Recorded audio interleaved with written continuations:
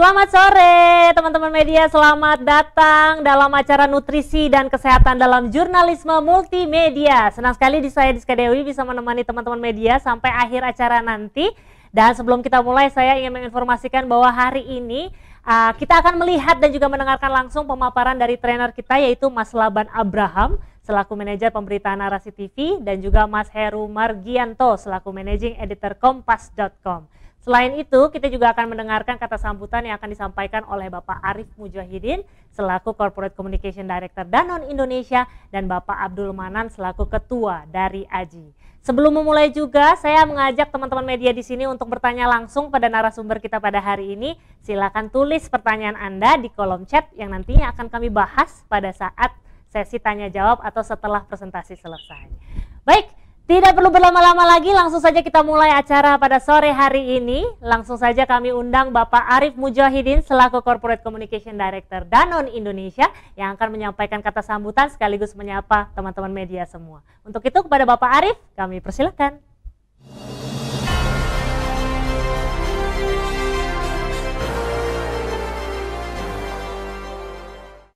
Baik, selamat sore. Assalamualaikum warahmatullahi wabarakatuh. Yang saya hormati Mas Abdul Manan, Ketua Aliansi Jurnalis Independen, AJI, Mas Heru Margianto, Managing Editor Kompas.com, dan juga pengurus AJI, Mas Laban Abraham Laisila, Manajer Konten Narasi TV, teman-teman peserta dari berbagai wilayah di Indonesia. Tentu saja senang sekali kita di sore hari yang, ini di Bogor agak cerah, khususnya di Bogor, bisa berkumpul di sini untuk melakukan sesuatu yang inisiatif yang sangat baik, di mana inisiatif ini didukung oleh Danone Indonesia.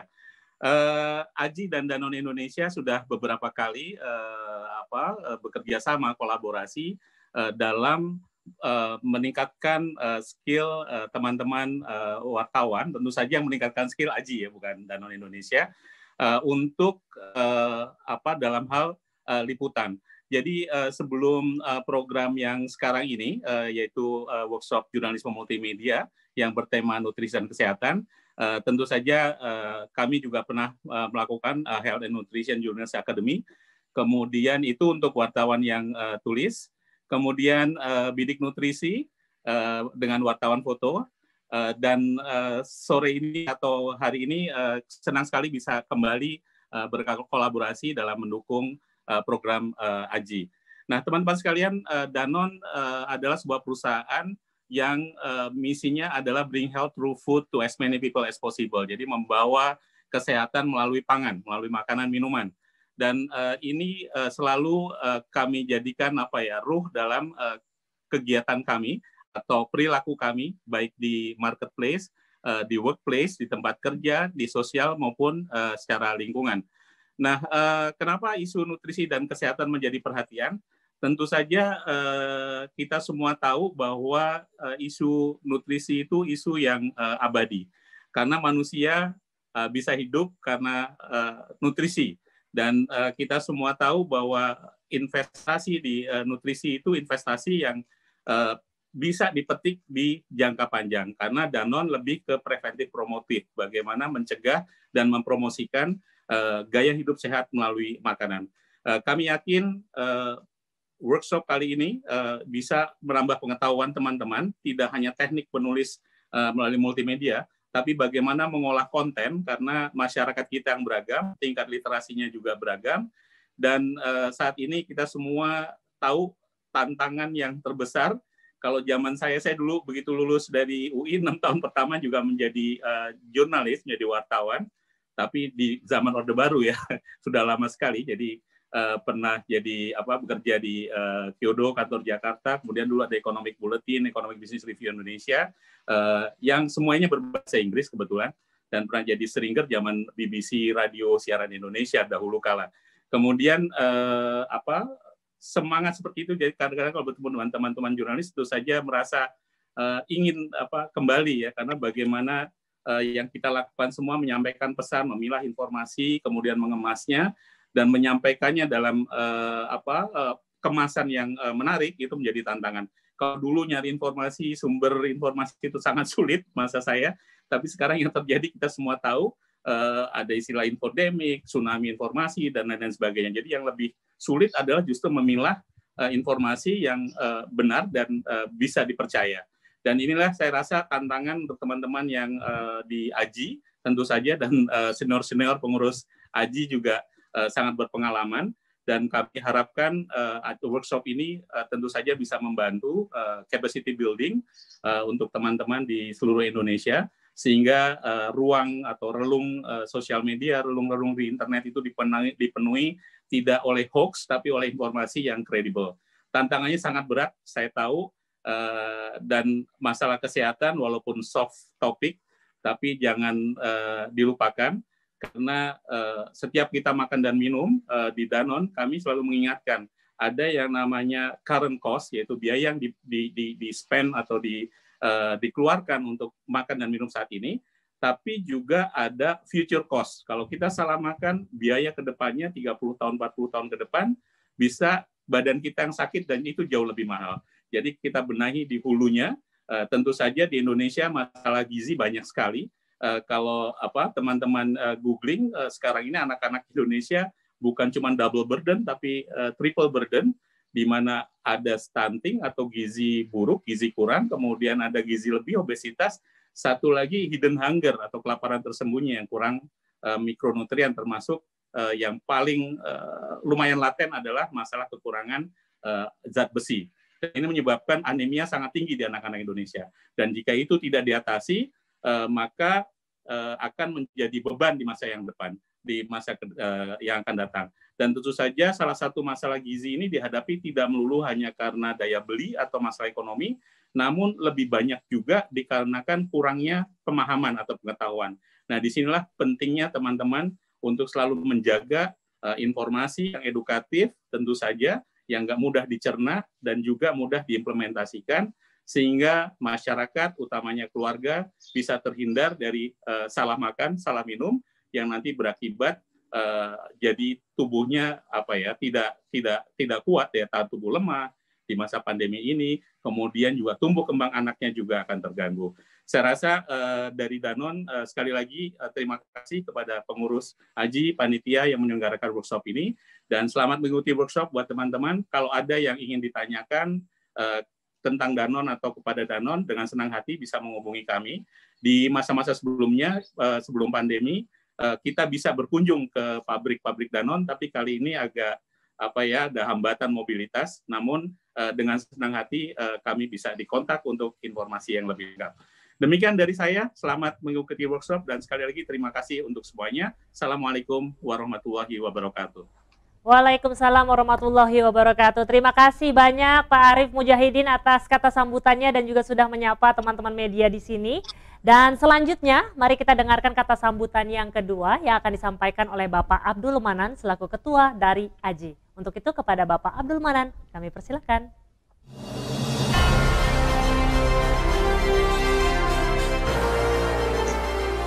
Assalamualaikum warahmatullahi wabarakatuh. Salam sejahtera untuk kita semua. Selamat sore. Pertama saya ingin menyampaikan terima kasih ke Pak Arief Mujahidin dari Danone. Ini partner tradisional AJI ya, karena cukup lama bekerja sama. Dan ke para pembicara yang hari ini senior-senior di AJI, Mas Heru Margianto dan Mas Laban Laisila, yang nama gerilyanya itu Nyonyo. Dan semua peserta yang mengikuti webinar hari ini. Ini kerjasama yang kesekian AJI dengan Danone. Tentu saja temanya tentang kesehatan. Dalam beberapa kegiatan sebelumnya yang waktu itu tajuknya masih HNJA, Health Nutrition and Journalism Academy. Di setiap sambutan saya selalu mengingatkan ini, salah satu dari elemen penting jurnalisme yang disampaikan oleh Bill Kovac. Yang saya singgung biasanya bukan soal value pertama jurnalisme tentang mencari kebenaran atau bekerja kepentingan publik, karena itu pasti teman-teman sudah sangat familiar. Satu hal yang sering saya singgung karena menurut saya ini menarik dan sekarang saya kira membuatnya lebih menarik adalah salah satu kewajiban pertama jurnalis itu adalah bagaimana membuat sesuatu yang penting itu tetap relevan dan menarik. Nah, kenapa itu saya sampaikan di acara yang kerjasama dengan Danone, tidak saya sampaikan di acara waktu Aji kerjasama dengan Google, dengan Internews dan lain-lain? Karena tema kesehatan pada waktu 2018 itu kan sebenarnya tema yang kurang menarik. Jadi ya hampir jarang lah ada headline temanya tentang kesehatan, kecuali bencana kesehatannya. Orang kelaparan baru jadi jadi headline. Di luar itu kan nyaris selalu tersingkir, kalah jauh lah dengan tema politik dan hukum, terus di belakang lagi ekonomi gitu. Dan pasti pertanyaannya apakah sekarang itu masih cukup relevan, di mana setiap hari temanya adalah pandemi, itu temanya kesehatan. Jadi saya kira pandemi ini membuat banyak fokus kita agak berubah dan saya kira kita harus melakukannya, di mana tema tentang kesehatan sekarang jauh lebih mendapatkan perhatian dibandingkan sebelumnya. Walaupun dengan dimensi yang terbalik ya, bukan karena kita sehat, tapi justru karena kita tidak sehat karena pandemi itu. Dan mengapa? Tapi menurut saya tema tentang bagaimana kita menulis kesehatan dengan perspektif, dengan sudut pandang atau dengan style yang berbeda, menurut saya akan selalu tetap menarik. Karena ya kita tahu bahwa salah satu tantangan kita tadi yang juga disampaikan oleh Pak Arief, kita sekarang bersaing perhatian dengan media sosial dan kita tentu saja harus mengakui dengan agak pahit bahwa kita kompetisi media dengan media sosial ini agak berdarah-darah. Dan ya salah satu contohnya adalah kompetisi itu mengakibatkan misalnya banyak media yang tidak bertahan karena memang tidak menemukan model bisnis yang tepat dan pandemi ini memperparahnya. Dan sekarang kita juga makin menyadari bahwa ini jadi tantangan bagi kita adalah bagaimana kita meyakinkan publik, terutama pada saat kita merasa bahwa publik kita itu mengkonsumsi informasi yang mereka inginkan.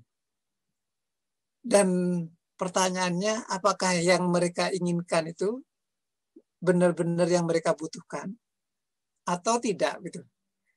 Dan inilah yang sebenarnya diingatkan dalam prinsip Bill Kovec itu, bahwa salah satu tugas wartawan itu bukan hanya memberikan apa yang publik inginkan.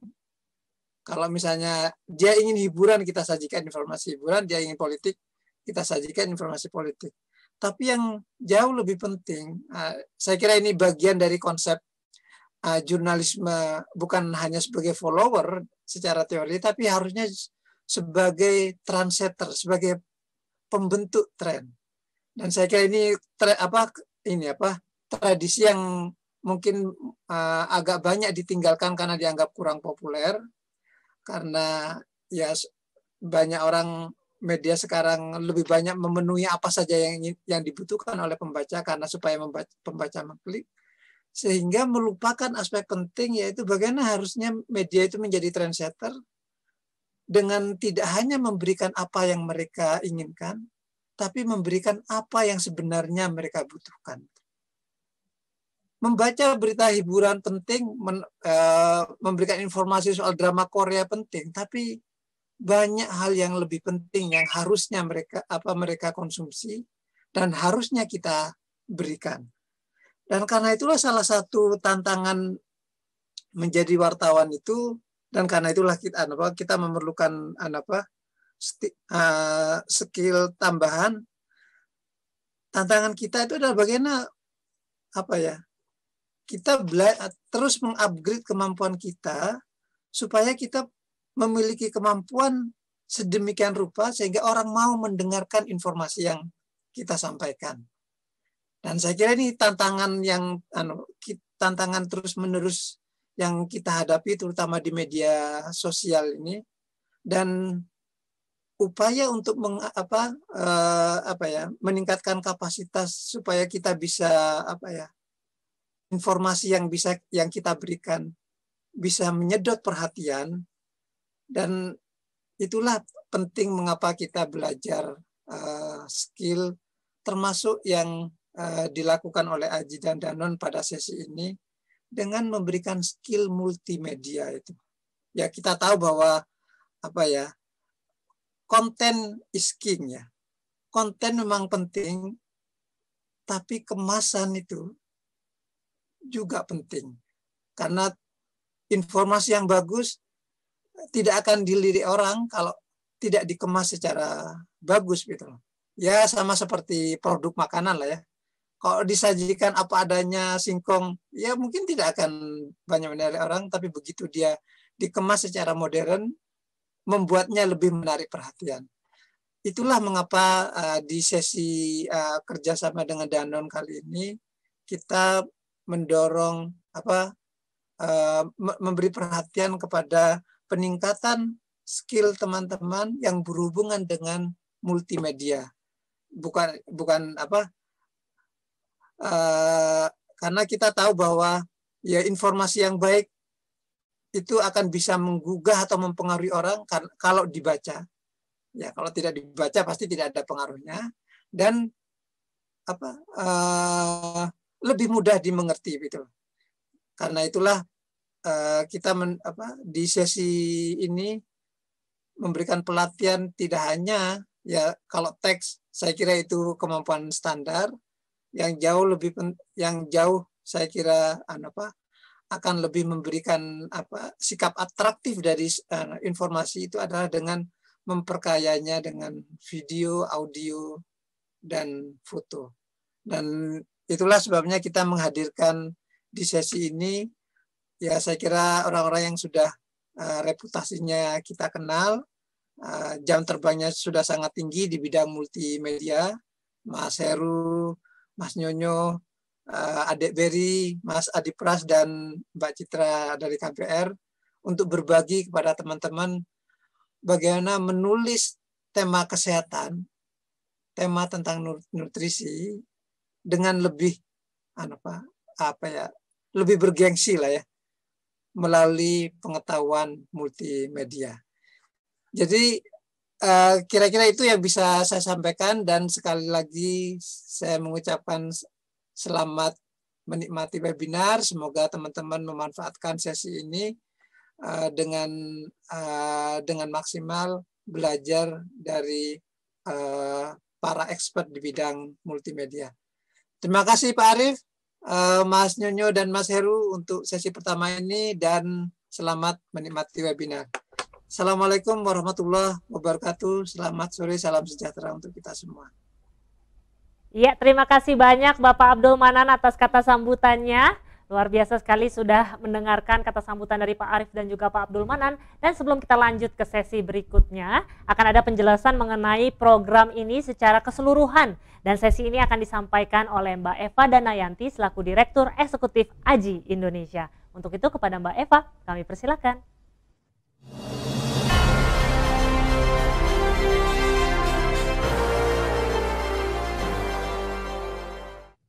Halo teman-teman semua, selamat sore. Senang bisa bergabung dengan teman-teman di sini, dan kami juga sangat senang sekali bisa memperkenalkan program baru dari AJI, yaitu mengenai jurnalisme multimedia.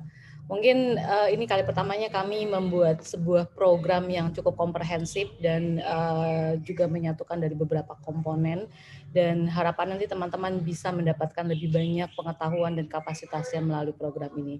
Nah, sebelum nanti masuk ke materi yang sesungguhnya dari Mas Embong di sini dan Mas Nyonyo, Saya ingin menjelaskan dulu nanti seperti apa alur program ini, karena akan ada beberapa rangkaian pertemuan dan juga kegiatan yang nanti teman-teman bisa ikuti melalui program nutrisi dan kesehatan dalam jurnalisme multimedia ini. Boleh ditampilkan slide-nya? Saya akan menjelaskan rangkaian kegiatan yang nanti bisa teman-teman ikutin, baik itu memang secara otomatis ataupun memang secara volunteer yang bisa teman-teman pilih. Boleh next. Nah, di sini ada 3 kegiatan yang dirancang di sini yang bisa teman-teman ikuti.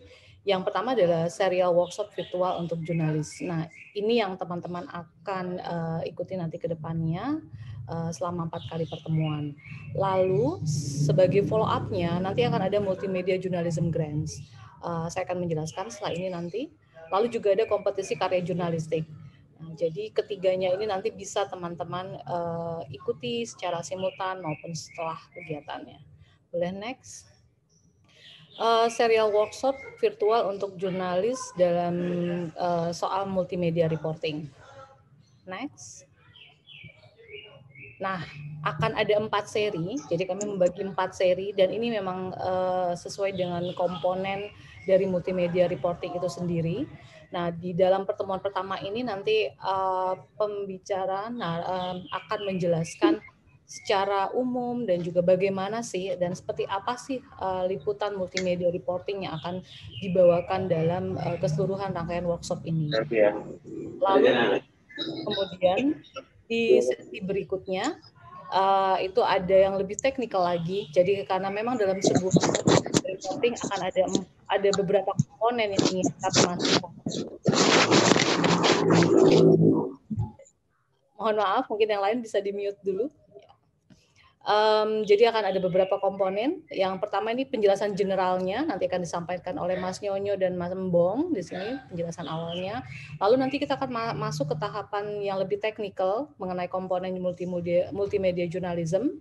Ada yang mengenai foto, video, dan nanti juga ada yang mengenai audio. Ini jadi cukup menarik dan teman-teman jangan sampai melewatkan dari keempat serial ini. Next. Nah, ini kita bicara ketentuan umum dulu supaya bisa clear nanti ke depannya. Jadi seluruh peserta wajib menghadiri seluruh rangkaian workshop online yang dijadwalkan selama program. Kenapa? Karena ini kalau satu komponen tidak ikut nanti nggak multimedia jadinya, hanya satu media nanti. Jadi sebaiknya teman-teman mengikuti semua komponen ini agar nanti pengetahuan dan informasi yang didapat cukup lengkap. Dan nanti ini juga akan menjadi persyaratan utama untuk bisa mendaftar journalism grant-nya.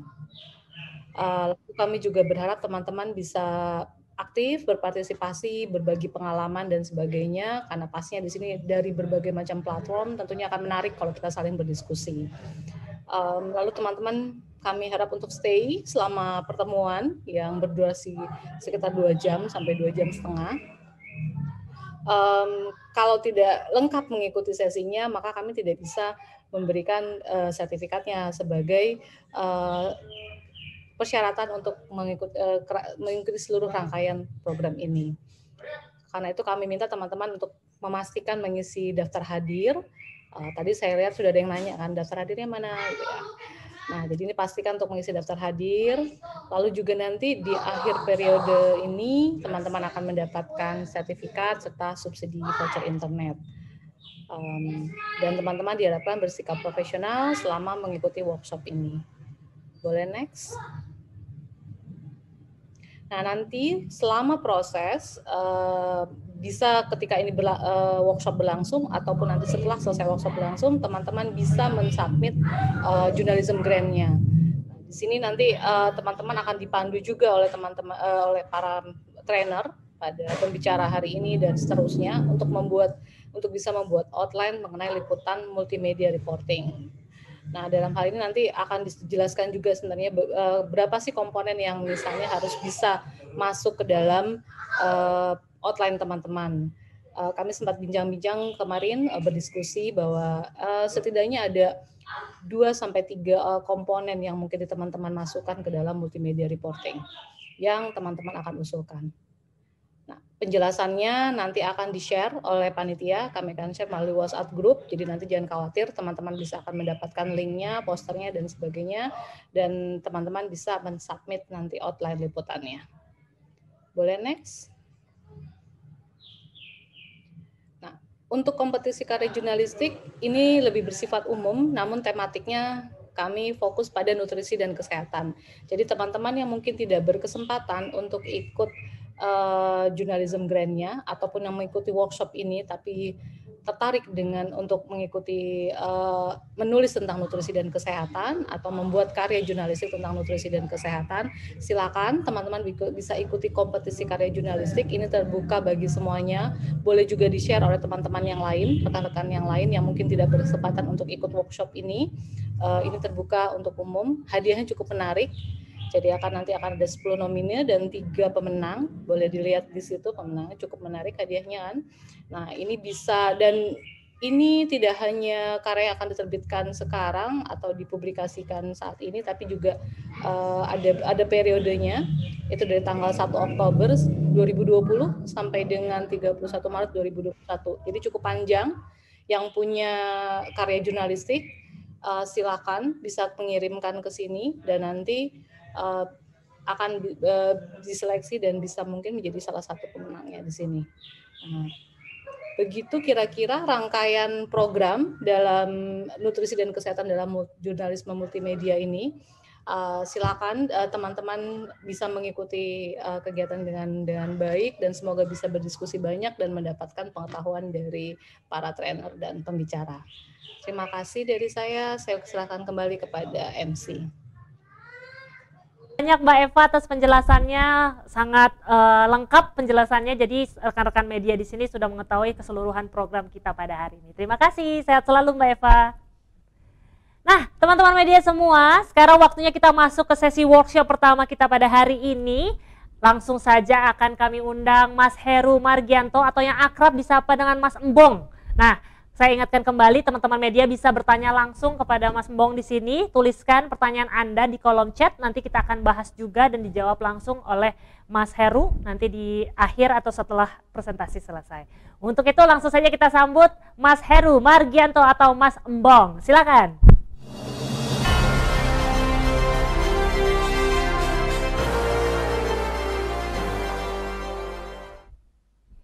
Selamat sore Mas Heru, apa kabar? Halo. Selamat sore Mbak, baik. Sehat ya?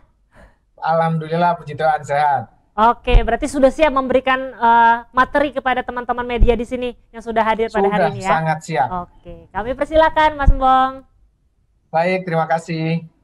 Assalamualaikum warahmatullahi wabarakatuh, selamat sore, salam sejahtera buat kita semua. Senang bertemu dengan teman-teman secara virtual dari Sabang sampai Merauke ini. Ini jarang kejadian bisa kumpul banyak orang. Kalau di offline rasanya akan sulit, tapi ini dimungkinkan berkat teknologi. Teman-teman, saya akan sharing soal apa itu liputan multimedia.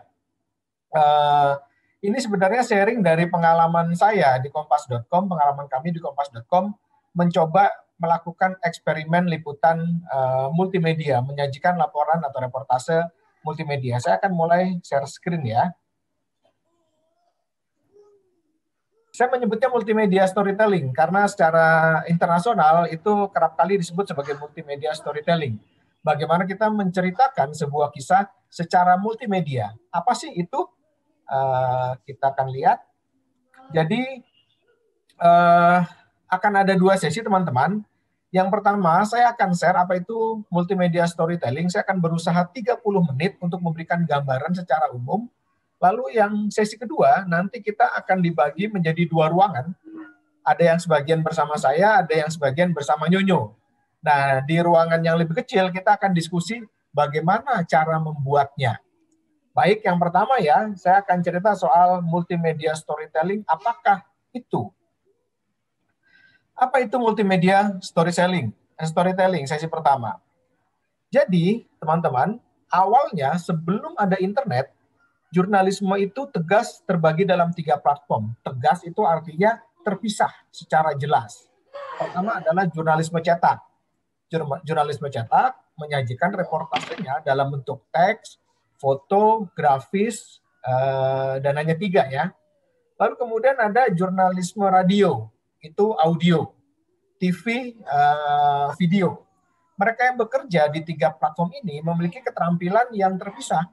Wartawan cetak artinya nulis doang, wartawan radio itu hanya ngurusi audio, nggak nulis mereka.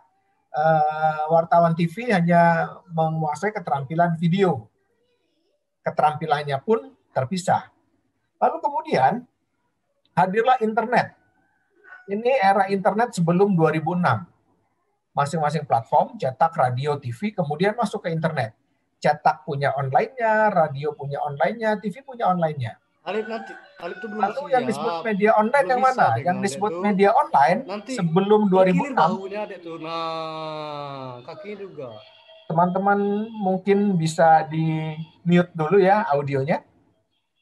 Sebelum 2006 yang disebut dengan media online mirip-mirip dengan media cetak. Mereka hanya menampilkan teks, foto, dan grafis. Dan banyak dari kita barangkali memahami bahwa yang disebut dengan jurnalisme online itu adalah jurnalisme yang sepotong-sepotong. Jurnalisme yang pendek-pendek. Jurnalisme clickbait. Jurnalisme yang dibelah-belah. Padahal internet sebenarnya menawarkan sesuatu yang lebih besar dari sekedar berita sepotong-sepotong. Internet semestinya mengagungkan jurnalisme, tidak mendegradasi jurnalisme hanya dalam pengertian berita pendek, sepotong, clickbait, judul menipu. 5 alasan Gading bercerai dengan Gisal. Nomor 4 Anda akan menangis. Begitu Anda baca nomor 4, Anda nggak menangis sama sekali. Jurnalisme internet nggak kayak gitu. Jurnalisme online mestinya nggak kayak gitu. Tapi jauh lebih agung. Lebih agung itu seperti apa? Seperti ini. Ketika seluruh platform jurnalisme yang dulu terpisah, kemudian menjadi kawin-mawin di internet. Sehingga jurnalisme online itu seyogyanya menjadi ranjang perkawinan dari 3 tradisi jurnalisme yang dulu terpisah.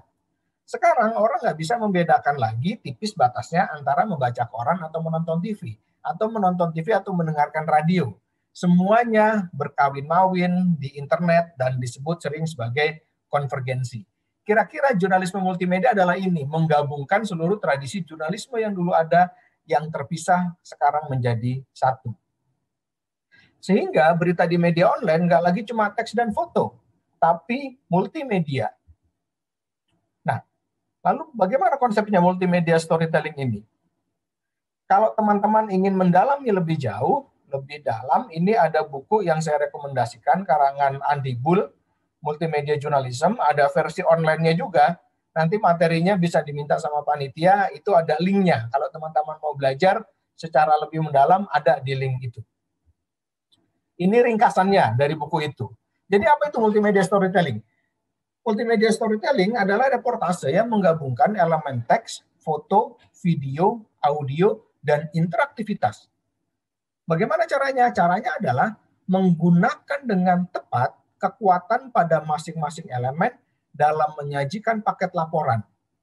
Yang dibutuhkan dari kita adalah kemudian mindset-nya. Cara berpikir kita harus cara berpikir multimedia. Bagaimana itu cara berpikir multimedia? Nanti di sesi kedua kita akan praktek ya, melakukan simulasi mindset multimedia ketika kita membangun laporan itu seperti apa. Nanti di sesi kedua. Berikutnya adalah kira-kira begini, secara sederhana. Multimedia, liputan multimedia atau reportase multimedia itu adalah kombinasi antara seluruh elemen-elemen ini. Ada teks, ada foto, ada video, audio, infografis, ada Google Map, ada media sosial juga gitu ya. Cerita dituturkan dalam bentuk yang sungguh kaya, melibatkan seluruh panca indera. Ada emosi, ada pendengaran, ada visual, ada interaktivitas, sehingga orang tidak hanya pasif membaca tapi juga bisa klik gitu. Ini di blended sedemikian rupa menjadi paket reportase yang komprehensif, yang sebelumnya tidak ada sebelum adanya internet. Ini hanya ada karena hadirnya internet yang menyatukan seluruh tradisi jurnalisme yang pernah ada. Nah, tapi ini penting di sini. Elemen-elemen multimedia itu tidak asal tempel. Tidak yang penting ada videonya, yang penting ada infografisnya, yang penting ada audionya, nggak kayak gitu. Karena pada setiap elemen itu ada karakter dan fungsi. Yang tadi di depan saya katakan, ada kekuatan yang khas pada masing-masing elemen yang harus kita pahami, sehingga kita tahu bagian mana dari cerita kita tampilkan menjadi video. Bagian mana dari cerita kita tampilkan teks. Bagian mana menjadi infografis, bagian mana menjadi video. Masing-masing elemen itu memiliki karakter dan fungsinya. Sehingga kita harus memahami nih, apa sih karakter dan fungsi masing-masing elemen? Sebelum memahami karakter dan fungsi, kita ingin tahu prinsipnya dulu dalam membangun sajian multimedia. Prinsipnya adalah ini, teman-teman. What's the best way to tell a story? Gimana? Apa elemen mana yang terbaik untuk menyajikan bagian cerita tertentu? Gitu. Apakah teks, foto, video, audio, infografis, atau Google, atau ada media sosial? Nah, setiap elemen ini tadi saya katakan memiliki karakternya. Maka mari saya ingin sharing pada teman-teman bagaimana sih karakter dan fungsi pada masing-masing elemen. Karakter dan fungsi. Teks. Kapan kita seharusnya menggunakan teks? Apa kekuatannya teks? Kalau kita ingin memahami sesuatu, teks adalah yang terbaik. Jadi teks itu fungsinya adalah menguraikan, menjelaskan duduk perkara, menguraikan konteks sebab akibat, atau membuat dong kognitif audien. Membuat dong itu gimana? Begitu baca, oh gini maksudnya. Nah itu teks tuh. Menghubungkan kita dengan intelektual audiens. Misalkan menjelaskan kronologi, menjelaskan duduk perkara, menjelaskan keterkaitan ini dan itu ya. Nah, itu teks punya kekuatan di sini. Dan teks juga punya keindahan. Dia punya keindahan tulisan yang naratif dan deskriptif. Misalnya aja ini saya ambil dari sebuah blog yang saya suka. Ada keindahan tertentu ketika kita membacanya, itu ada theater of mind di kepala kita. Nah, jika teman-teman punya kekuatan dalam menulis kata-kata yang bisa membangkitkan theater of mind, itulah kekuatan teks. Misalnya ini ya, gadis bernama Aruna, matanya tak bisa menyembunyikan kejadian laknat di sore itu. Hari ketika dia direnggut dari mimpi yang paling indah, aku merinding hebat. Pertemuan dengannya siang itu tidak pernah kuduga. Bahkan kalau memungkinkan aku tidak ingin berjumpa dia, aku tidak sanggup. Dia masih sangat belia. Kulitnya kuning langsat, rambutnya ikal panjang, senyumnya manis sekali, tapi matanya, aku tak bisa melihat matanya. Mata itu menyiratkan luka. Aku langsung memeluknya lalu ajak duduk. Dia memilih kursi di ujung meja, tubuhnya mungil, tapi perutnya besar karena mengandung janin 8 bulan. Aku membantunya menarik kursi, agak kesulitan dia. Saat kutemui di sebuah hotel di pusat kota Surakarta, dia baru bangun tidur. Teks punya kekuatan, keindahan kata-kata, dan membangkitkan imajinasi dalam benak pembaca. Itu kekuatan teks. Berikutnya foto. Apa kekuatan foto? Jadi ketika kita mau motret, itu nggak cuma asal jepret gitu ya. Nanti lebih dalam akan bersama Mbak Ade Berry. Tapi dalam konsep yang umum, kita perlu pahami bahwa foto itu punya fungsi untuk mengenalkan audiens pada tokoh orang yang kita ceritakan. Sehingga bisa hanya menampilkan profilnya. Tapi ketika sekedar kalau mau lebih dalam memotret, itu kan motret profil itu nggak gampang. Ada orang yang sudah jago bisa memotret profil, tapi aura pribadi dan karakter orang itu bisa keluar. Maka foto punya kekuatan seperti itu. Tapi kalau seandainya sekedar mengenalkan, oh ini orang yang dimaksud si A, si B sebagai profil, secara sederhana foto bisa dimengerti gitu juga. Foto itu melengkapi teks. Dia menyampaikan sesuatu yang tidak bisa diwakilkan oleh teks. Jadi itu seringkali disebut sebagai the power of frozen moment. Situasi atau suasana atau kejadian hanya sekian detik, tapi ketika diabadikan itu sudah melebihi teks. Misalnya ini, the power of frozen moment, menyampaikan sesuatu yang tidak bisa diwakili oleh teks. Foto anak-anak yang sedang meniti jembatan. ini menjadi dramatis ketika dia diabadikan. Betapa mengerikan dan kita ngelihatnya merinding. Wah gila gitu ya. Ini karena momen yang diabadikan. Atau monyet yang marah. Marahnya ekspresi monyet ini barangkali hanya berlangsung sekian detik. Dan kalau kita ngelihat videonya, ya biasa aja, tidak akan ada apa-apa. Ya udah monyet wah wah wah. Tapi ketika ekspresi dia diabadikan, difrozenkan, lalu menjadi sangat dramatis. Begitu juga ketika Muhammad Ali mengalahkan lawannya. Ini berlangsung hanya sekian detik. Dia mengangkat tangan kanannya, lalu kalau kita lihat videonya ya akan wah lalu berlari. Tapi ketika difrozenkan, ini menjadi sangat dramatis. Ada kata-kata yang nggak bisa mengungkapkan dengan kata-kata. Ada kekuatan gambar yang tidak bisa diwakili oleh teks tentang kedikdayaan, tentang kemenangan, tentang kesombongan barangkali ya, tentang kearoganan. Nuansanya menjadi sangat banyak. Foto menyimpan kekuatan seperti ini. Atau ini foto-foto yang sangat terkenal di dunia internasional. Ini gadis Afghanistan yang sebelah kiri sendirian, matanya.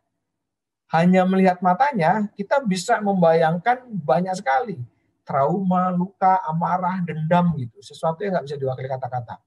Ini juga ketika perang di Vietnam ya, tentang ketakutan, dan ini ketika bom napalm jatuh di Vietnam, foto menceritakan sesuatu yang dramatis ketika dia diabadikan, difrozenkan. Atau ini ketika persidangan Angelina Sonda. Ada Nazarudin, ada Elsa, ada Hotman tertawa, lalu Angelina tertunduk. Ada kata-kata yang nggak bisa diungkapkan, penghinaan, pelecehan, ya, intimidasi gitu ya. Ini kekuatan foto, dan seorang fotografer harus jeli untuk melihat momen-momen seperti ini. Atau ini ketika penggusuran Kalijodo, hanya sepotong kaki, sepinggang ke bawah, lalu ada beko menggusur Kalijodo, ada kekuasaan dari Pemda gitu, mencerminkan sesuatu yang ya kita langsung paham ketika melihat gambarnya tanpa harus menjelaskan banyak hal. Atau ini juga seorang suster bergandengan tangan dengan sahabatnya wanita berkerudung, mereka menyeberang jalan lalu naik motor berboncengan. Tanpa menjelaskan apa-apa kita langsung tersentuh. Wah gila, foto ini keren banget. Foto memiliki kekuatan-kekuatan seperti ini. Audio, apa kekuatan audio? Audio gunanya bisa untuk membangun suasana atau menghidupkan foto. Atau seandainya kita tidak bisa menampilkan video mukanya, kita juga bisa menggunakan audio dengan menampilkan fotonya, lalu kemudian di bawahnya ada dialognya. Jadi kita bisa mendengar suaranya, mendengar karakteristik logatnya, bisa barangkali dengan membayangkan suaranya kita bisa membayangkan orangnya seperti apa gitu ya, membangun theater of mind juga di kepala kita. Dengan audio ada kepribadian yang bisa terbaca dari suaranya. Saya ingin menunjukkan contoh bagaimana audio dimainkan dalam laporan multimedia. Saya akan stop share screen saya, lalu akan pindah ke share screen yang lain. Sebentar ya, saya stop, saya akan tampilkan contohnya. Bisa lihatkah share screen saya berebut Roh Soekarno? Bisa ya? Oke. Saya akan turun. Jadi ini sajian reportase Pilpres 2014 antara Jokowi dan Prabowo di babak pertama. Isinya kira-kira ingin memotret bagaimana kedua kandidat ini berusaha menyamakan diri mereka dengan Soekarno. Ada elemen-elemennya tuh. Ada yang pakai si Prabowo pakai baju ala Soekarno, Jokowi menggunakan tempat yang diasosiasikan dengan Soekarno untuk tempat deklarasi gitu. Lalu kemudian audio kita gunakan dalam laporan ini untuk menghidupkan auranya Soekarno. Semoga bisa mendengar audionya nih ya. Jadi ketika kita turun ke bawah, sebentar. Nah, lalu Soekarno dihadirkan lewat audio. Soekarno itu orang yang pandai berpidato, maka kita setel rekaman pidatonya. Sebentar, wah ini internetnya agak jelek, jadi nggak bisa. Sebentar ya, masih muter-muter. Aduh, sayang sekali. Jadi ini menampilkan suaranya Soekarno ketika dia berpidato. Saudara-saudara, bapak, ingin menghadirkan Soekarno. Lalu bercerita di apa sih cita-citanya Soekarno. Baru kemudian artikel berikutnya komparasi perbandingan apakah betul Jokowi dan Prabowo itu betul-betul menampilkan rohnya Soekarno atau hanya imitasi aja demi kepentingan politik. Kira-kira ceritanya gitu. Waduh maaf tidak bisa. Kalau kita turun, ya ini ceritanya Soekarno dan cita-cita Indonesia. Ini ada apa rangkaian kisahnya. Wah sayang internetnya jelek. Saya coba ke atas lagi.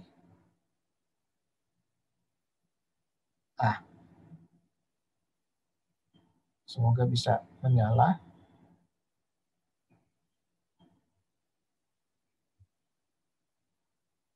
Internetnya jelek, maaf teman-teman, tapi teman-teman bisa lihat nanti di presentasinya. Saya sediakan linknya. Ini laporan yang dibuat oleh kompas.com di VIK, Visual Interaktif Kompas. Ini merupakan liputan multimedia pertama di Indonesia, saya kira, yang menggunakan HTML5. Karena sebelumnya liputan-liputan yang kita bikin dan dulu ada Viva pernah bikin juga itu menggunakan Flash. Tapi kemudian Flash tidak lagi digunakan oleh browser kita, sehingga menggunakan HTML5 dan saya kira ini adalah liputan pertama. Saya akan kembali ke audio. Ini ada linknya, nanti teman-teman bisa lihat juga di linknya untuk melihat bagaimana audio digunakan untuk menghidupkan cerita ini, untuk menghidupkan laporan ini. Menghidupkan Soekarno lewat audio, lewat pidatonya.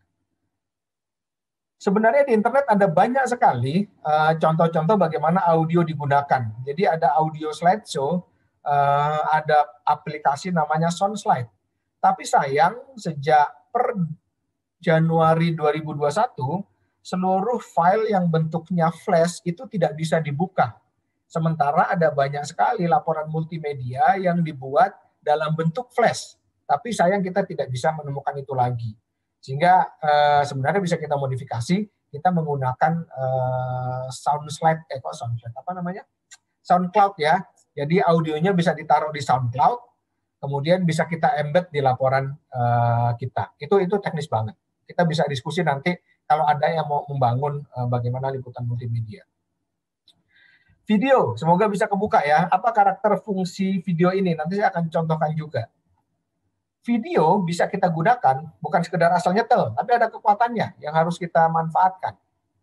Kekuatannya atau fungsinya adalah video bisa kita gunakan kalau kita ingin menampilkan sisi drama dari laporan yang kita sajikan.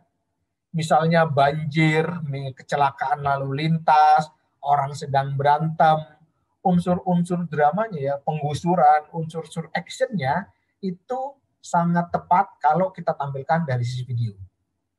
Video juga bisa kita gunakan untuk menampilkan emotion. Orang bercerita dengan gembira, dengan sedih, marah, trauma, wajah dengan penuh ekspresi yang melibatkan emosi, itu sangat cocok ditampilkan dengan video, ketimbang kita ceritakan dengan teks.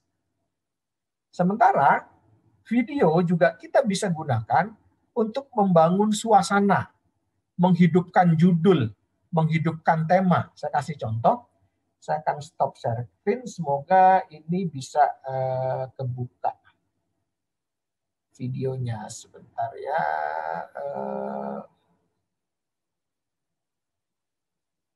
Oke, saya geser dulu. Nah, bisa lihat tentang suku Baduy kembali.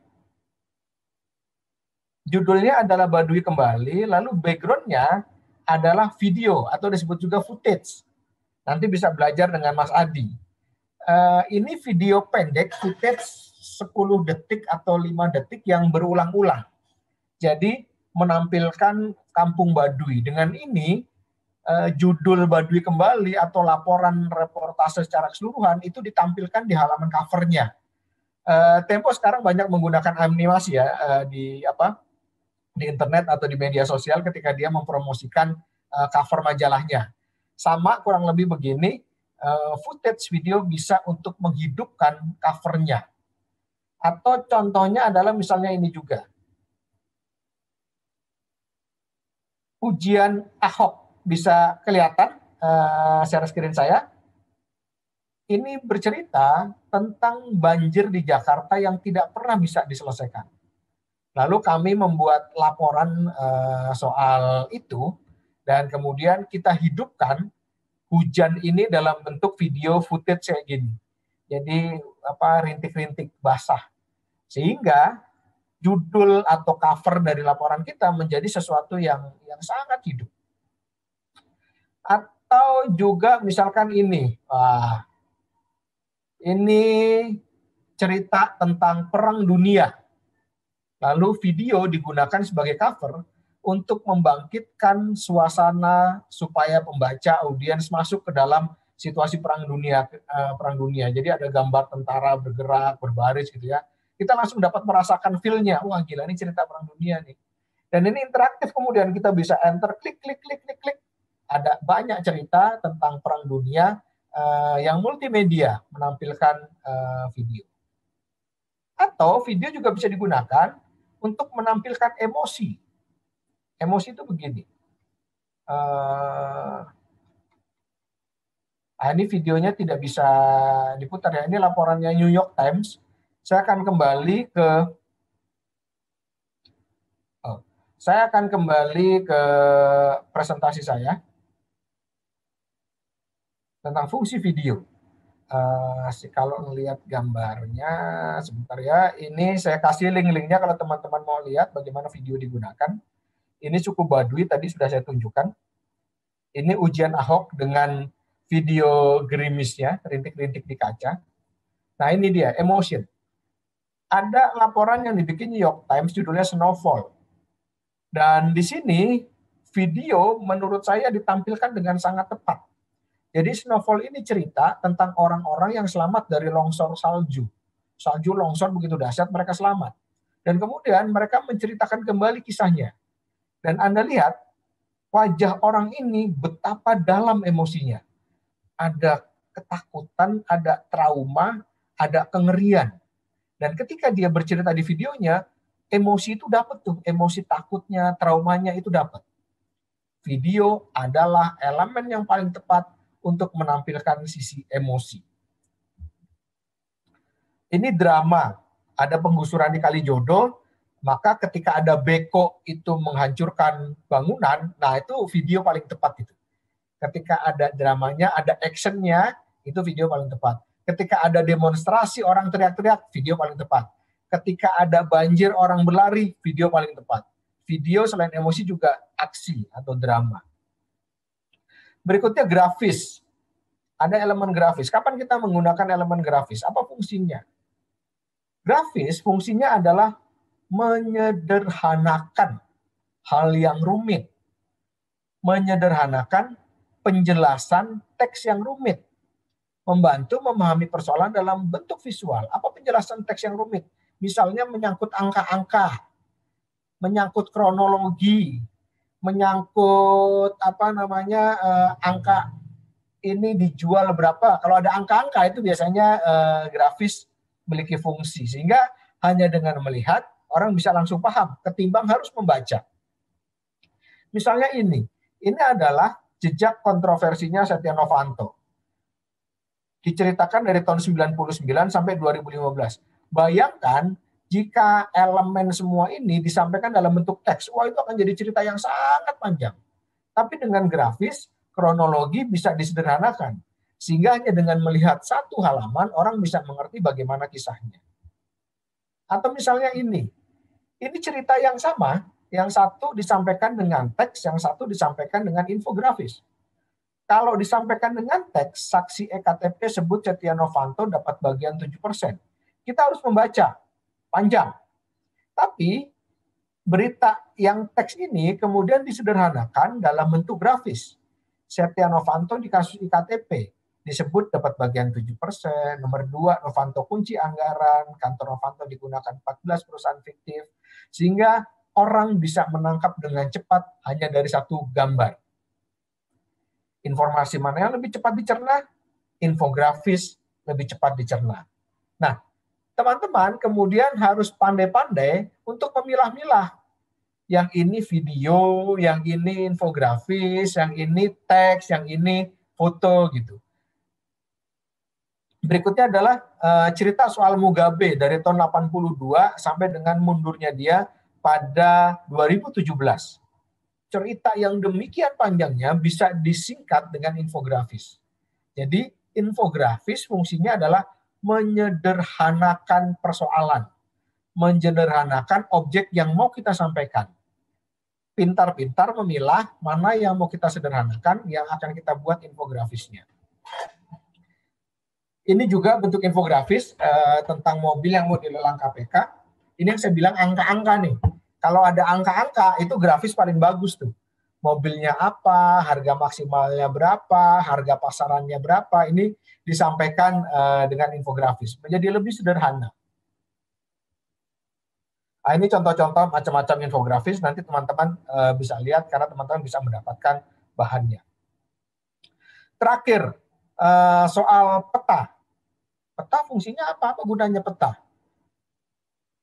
Peta itu untuk menunjukkan lokasinya di mana atau teman-teman seandainya ingin mengambilkan jaraknya di mana.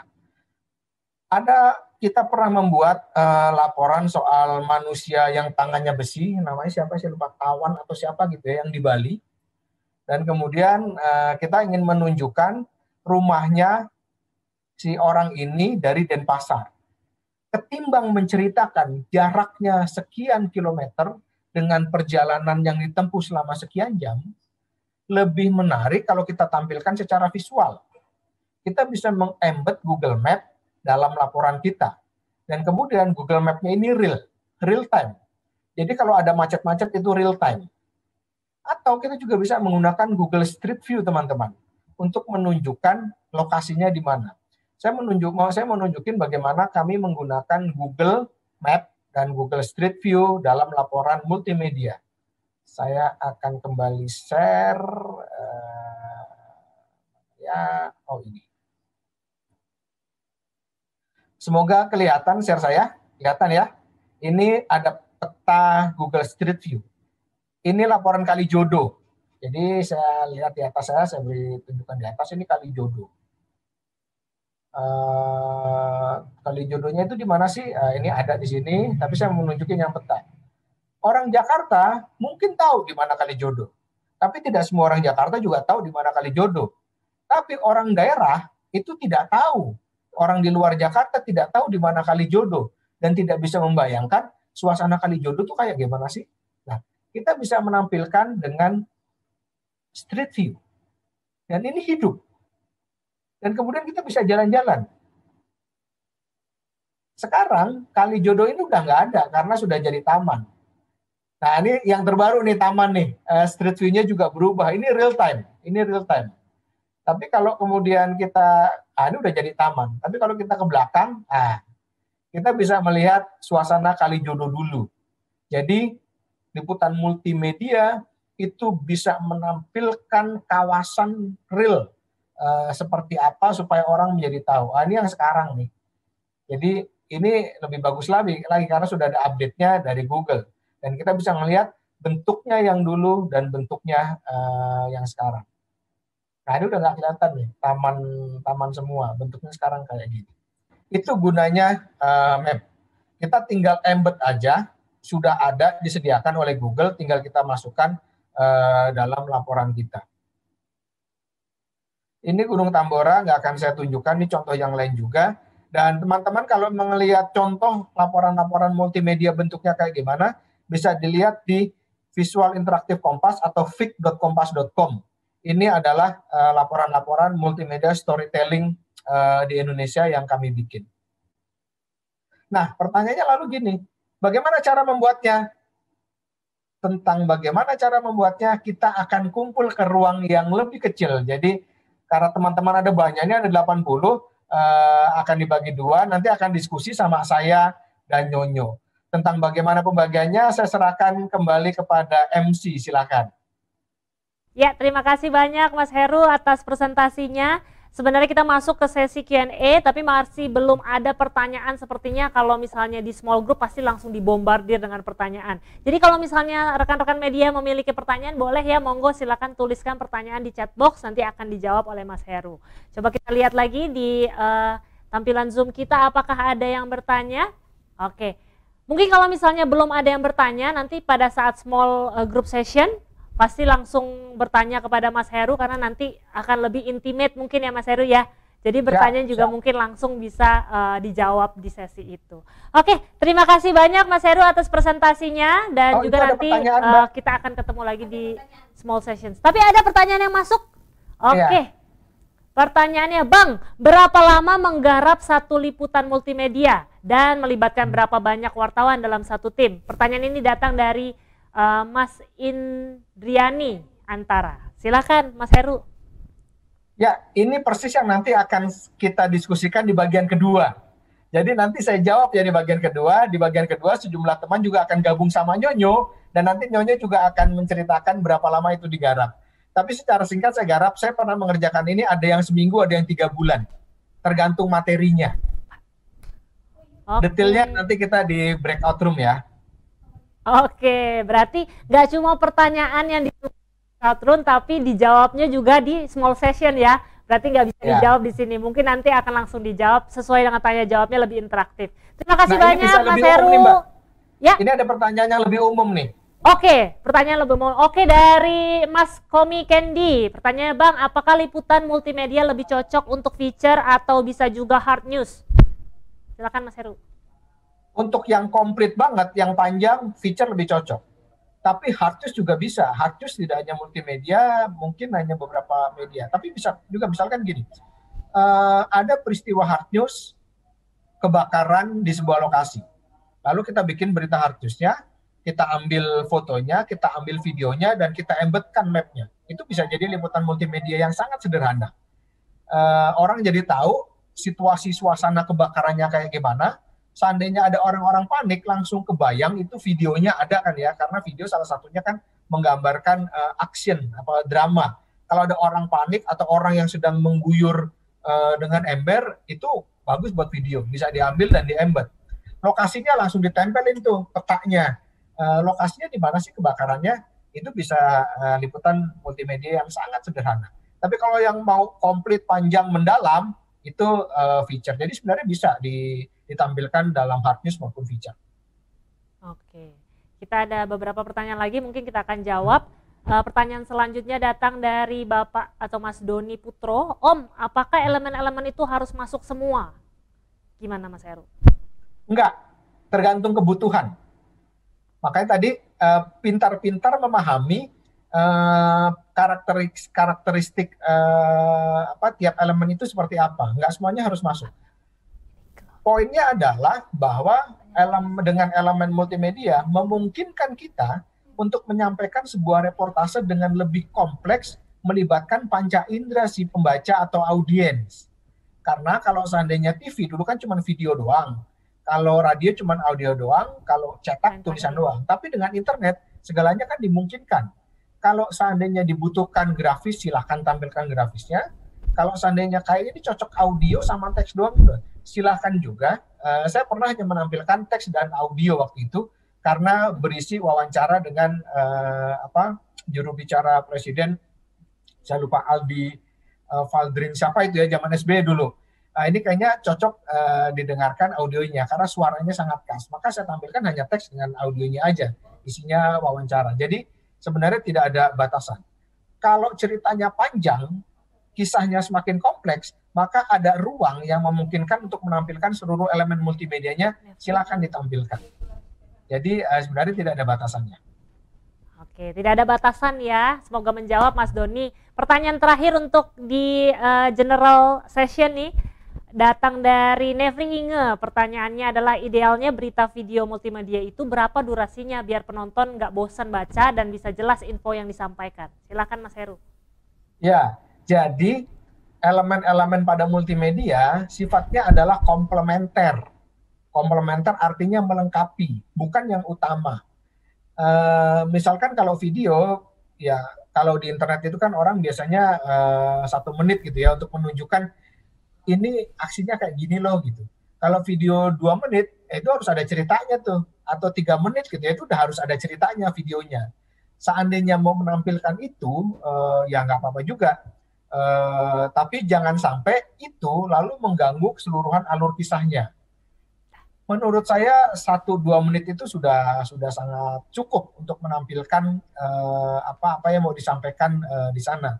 Tadi tujuannya adalah emosinya atau membangun ambience. Kalau ambience itu padahal ada sayang ini internetnya nggak bagus ya. Saya bisa tunjukin hanya 5 detik atau 10 detik. Jadi cerita tentang orang yang bekerja di tengah kapal yang sudah nggak kepake di tengah laut. Lalu dalam cerita itu ingin menampilkan suasana kapalnya. Lalu yang ditampilkan videonya itu hanya footage 5 detik saya kira. Hanya supaya orang masuk ke suasana kapal itu kayak gimana. Ada suara palu yang getok-getok kapal karena kapal itu kayak orang Madura gitu ya, dibongkar-bongkar untuk diambil barangnya. Tang untuk menampilkan suasananya. Itu hanya sekian detik. Jadi tidak panjang. Karena betul orang akan bosan. Kalau mau panjang setengah jam, masuk channel YouTube aja sekaliannya bikin channel YouTube. Oke, terima kasih banyak Mas Heru atas jawaban-jawabannya dan juga presentasi yang sangat luar biasa. Nanti kita akan ketemu lagi di small session, bisa lebih bertanya langsung pada Mas Heru. Juga kalau misalnya ada pertanyaan ataupun discussion, boleh langsung di sana. Terima kasih banyak Mas Heru, ketemu lagi nanti ya. Oke. Baik Bapak Ibu sekalian atau teman-teman media, terima kasih yang sudah bertanya dan semoga penjelasan dari Mas Heru bisa menjawab seluruh pertanyaan teman-teman media. Dan kembali saya ingatkan kalau nanti di small group bisa langsung interaktif bertanya dengan speaker kita pada hari ini. Untuk acara selanjutnya kita akan segera masuk ke sesi ice breaking, yaitu create a great title, di mana kita akan membuat kompetisi menarik untuk teman-teman media di sini yang pastinya sesuai dengan materi workshop kita pada hari ini. Caranya mudah sekali. Iya, jadi di layar laptop atau tab teman-teman media sudah ada sebuah foto, nanti kita akan tampilkan foto di layar Anda. Dan tugas teman-teman media di sini adalah membuat judul yang sesuai dari foto yang kami tampilkan. Judulnya bisa teman-teman tulis langsung di kolom chat dengan cara nama lengkap, _media _jawaban. Kita akan pilih 3 pemenang dengan judul terbaik yang sesuai dengan foto tersebut. Dan pemenang bisa mendapatkan voucher OVO ataupun GoPay senilai Rp100.000 untuk masing-masing 3 pemenang. Nanti pemenangnya akan kami umumkan di akhir acara nanti. Jadi nanti saya akan berikan waktu beberapa saat, mungkin sekitar 3-5 menit untuk teman-teman media di sini berpikir keras. Kira-kira apa nih ya yang cocok untuk title dari foto yang akan kami tampilkan sesaat lagi. Kita akan berikan sekitar 5 menit untuk teman-teman media melihat foto yang akan kami tampilkan dan silakan mengarang berekspresif mungkin untuk menentukan judul yang oke dari foto tersebut. Kami beri beberapa saat untuk menentukan judul create a great title for this photo. Silakan.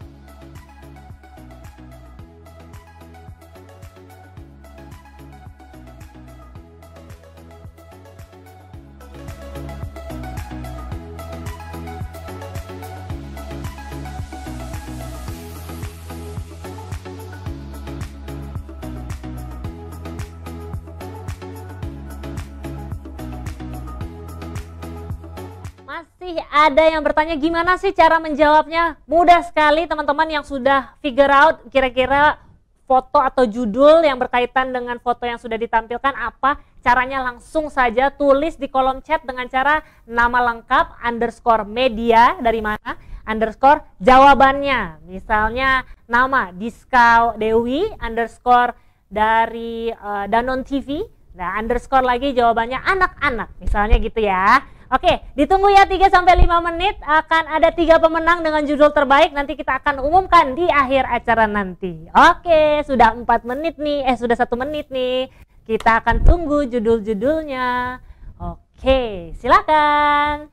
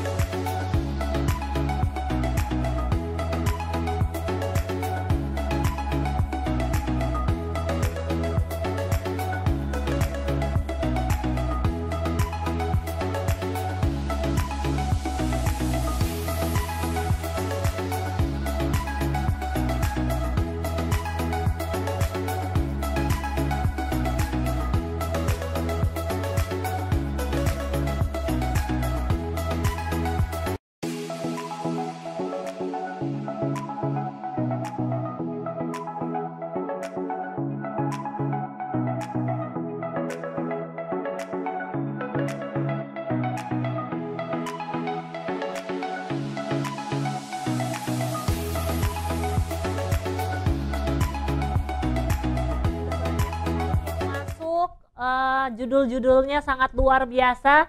Sudah 4 menit nih kira-kira. Kita akan tunggu 1 menit lagi untuk rekan-rekan media yang belum submit. Jadi silakan tuliskan nama lengkap underscore media dan underscore jawabannya.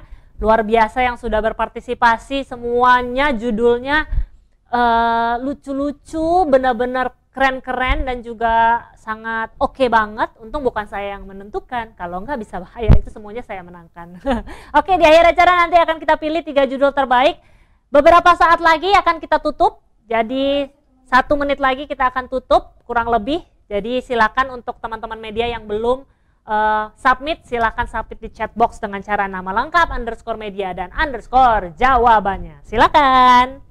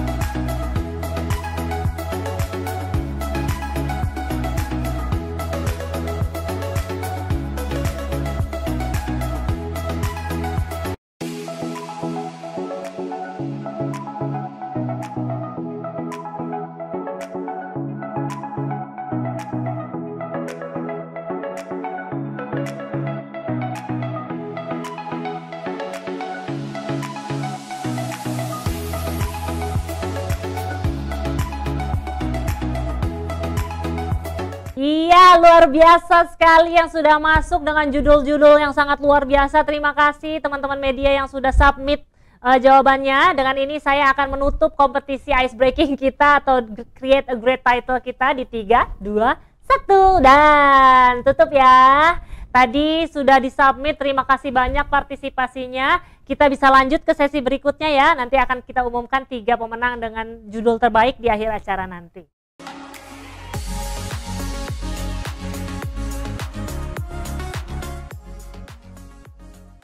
Selamat datang kembali di main room. Gimana tadi sudah pastinya sudah mengenyam ilmu-ilmu yang sudah disampaikan oleh speaker kita pada hari ini. Terima kasih banyak kami ucapkan kepada trainer kita pada hari ini, yaitu Mas Laban Abraham selaku manajer pemberitaan narasi TV, Mas Heru Margianto selaku managing editor kompas.com, dan juga terima kasih kepada Bapak Arif Mujahidin selaku Corporate Communication Director Danone Indonesia, dan juga Bapak Abdul Manan selaku Ketua dari AJI. Terima kasih atas waktunya sudah sharing pada kita pada hari ini. Dan sebelum kita mengakhiri acara pada hari ini, saya akan mengumumkan 3 pemenang dengan judul terbaik yang tadi sudah kita tampilkan fotonya. Pemenang yang beruntung pada sesi ice breaking tadi mendapatkan OVO ataupun GoPay senilai Rp100.000. Siapa-siapakah pemenang-pemenangnya? Selamat kepada Mbak Feni Maulia Agustin dari IDN Time Sumsel.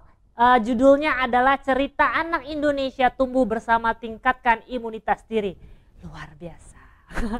Oke, dan pemenang yang kedua adalah Mas Komi Kendi dari Rakyat Bengkulu. Judulnya adalah Anak Sehat Ceria Masa Depan Bangsa. Wow, luar biasa. Dan pemenang terakhir adalah Mbak Fitri dari kabarmakassar.com. Judul yang diberikan adalah Senyum Nutrisi Anak Indonesia. Luar biasa, terima kasih atas partisipasinya dan selamat.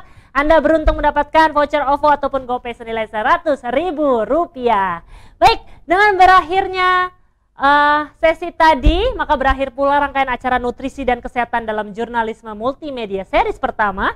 Jangan lupa kita akan berjumpa lagi pada sesi berikutnya di jam dan link yang sama hari Rabu 17 Februari 2021. Dan kita akan menyimak materi tentang menyiapkan komponen foto untuk liputan multimedia bersama trainer kita pada hari nanti, yaitu Mbak Ade Berry dari AFP.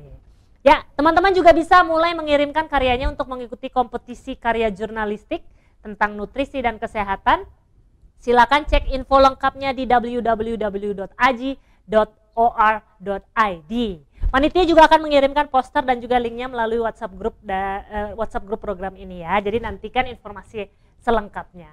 Terima kasih untuk teman-teman media yang sudah join pada hari ini, partisipasinya. Terima kasih. Akhir kata saya tidak lupa mengucapkan tetap semangat, stay healthy, stay happy, positive along the way. Jangan lupa pakai masker dimanapun Anda berada, jaga jarak, dan cuci tangan yang rajin. Terima kasih, saya Diska Dewi, pamit undur diri sampai jumpa minggu depan, and have a nice day. Dadah!